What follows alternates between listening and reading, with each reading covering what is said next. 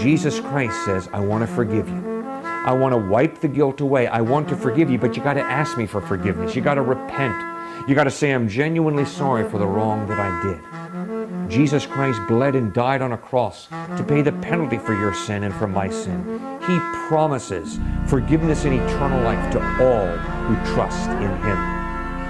Isn't it time to accept God's grace in Jesus Christ? Isn't it time to allow your conscience to drive you to Christ for forgiveness?